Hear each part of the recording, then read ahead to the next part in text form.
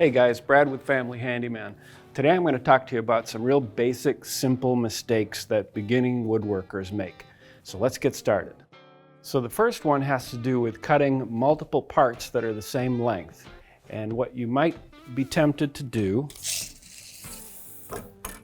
is just to make all your marks the same length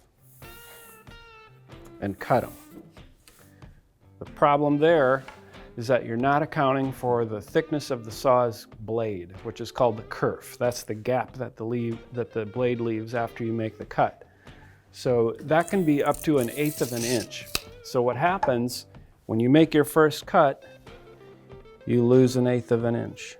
You make your second cut, you lose that 1/8 inch plus another one. Make your third cut, you lose those two kerfs plus one more. And by the time you've made your fourth cut, your last board is 1/2 an inch too short. So when you're building projects, the obvious thing, you're building them in your shop, so you're probably going to finish them in your shop as well. Here's the problem. Sawdust. As you can see, it floats around in the air, and when you're applying your finish, while your finish is drying, these sawdust particles will float down and land on your finish and leave it rough. So your best bet is to do your finishing in a different space that's closed off from your shop. And you can even build a little temporary tent out of plastic. So we all know that the cutting tools that we use in our shop are dangerous, right? But a dull tool is way more dangerous than a sharp one. The reason being is you have to exert more force to get the blade to do its job. And so what you want are sharp tools. Now you can see on this saw blade that there's a buildup of resin on the teeth from cutting. What that resin does, if you leave it there, is it makes the blade run hotter, which in turn dulls the teeth. So the key is to use a blade and bit cleaner regularly to clean that resin off. And then also, when your blades and bits get dull, either have them sharpened or replace them. So we start our projects with just a rough lumber, and sometimes it's finished like this one, a little bit sanded. We don't tend to think of these pieces as parts of our project yet, and so there's a tendency while you're working to maybe lay down a tool on the board. Don't do it, because something like this can cause a dent that later will end up resulting in a lot of extra sanding. So a router is an essential tool for woodworking. You'll do all kinds of things with it, creating edge profiles, doing joinery, what have you.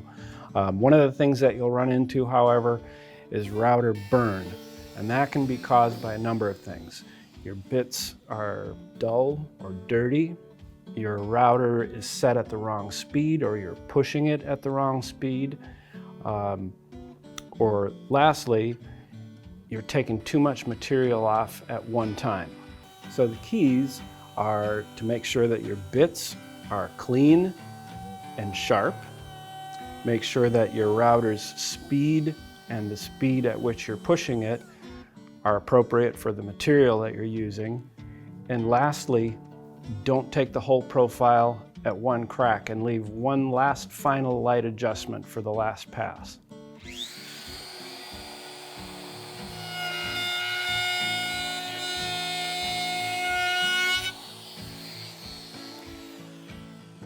So when you're working with oil-based stains and finishes, you've got to remember to dispose of the rags properly, because if you leave them bunched up around combustible materials, they can catch fire all on their own.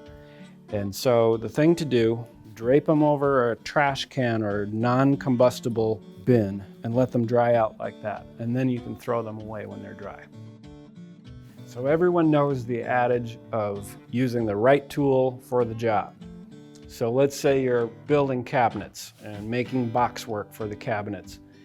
You would not use this tool to make your straight, accurate cuts. For that, you want a circular saw with an edge guide or a table saw. And that's just one example, and a very obvious one. So when you're cross-cutting plywood, especially with a circular saw, As the saw blade exits the material, it'll pull up fibers, leaving a bunch of nasty gaps. One way to solve that is to put down some painter's tape before you make your cut, because the tape will hold those fibers down as you're cutting. So as you can see, it doesn't completely solve the problem, but it sure helps. So you've picked up your boards from the lumber yard and you're ready to start ripping them down to size. But don't forget, you have to make sure that you've got a straight edge to ride against the fence of your table saw. And as you can see, this board is not straight. And you're going to run into problems if you try to use this edge as a guide. And so you'll need to use a jointer to straighten the edge, or a special straight edge that you can fasten to this board and run that straight edge against your saw's fence. So there's obviously a lot more to learn about woodworking, but these were just a few of the most basic mistakes that people make. For more tips like this, visit us at familyhandyman.com.